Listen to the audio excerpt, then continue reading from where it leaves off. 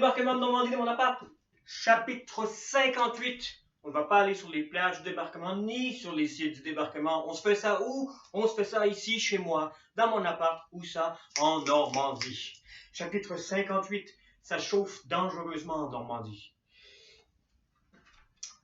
Fin juillet, après être bloqué sans arrêt depuis le débarquement sur la côte normande et d'amasser des forces qui ne peuvent avancer, le général Bradley réussit enfin un coup de bombardement non-stop à ouvrir un couloir de la Normandie vers la Bretagne, vers Avranches.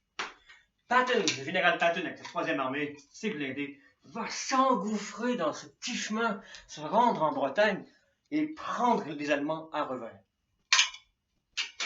Gros changement, catastrophe. Les Allemands commencent à être complètement démunis de tous les côtés. Ils sont pourtant encore nombreux en Normandie. Hitler, de son côté, lui, n'a plus aucune confiance en la Wehrmacht. Après la tentative d'assassinat du 20 juillet, il prend lui-même en main toute l'opération normande.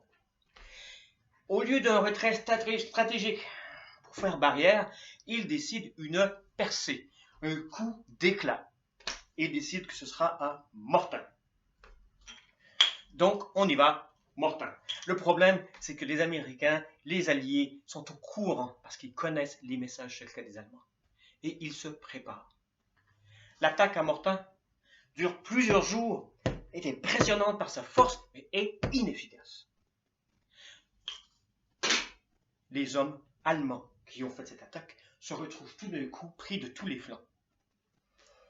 Hitler leur refuse le droit à la retraite. Vous n'avez pas perdu, on reste là, on continue. Les Alliés comprennent le topo, décident que les Américains vont descendre sud-ouest pour les prendre d'un côté. Les Canadiens avec les Polonais poussent, c'est dur, ils forcent pour les prendre nord-est et les British arrivent à l'est. On va fermer une poche à Falaise. La poche de Falaise, c'est 100 000 soldats de l'armée allemande prisonniers.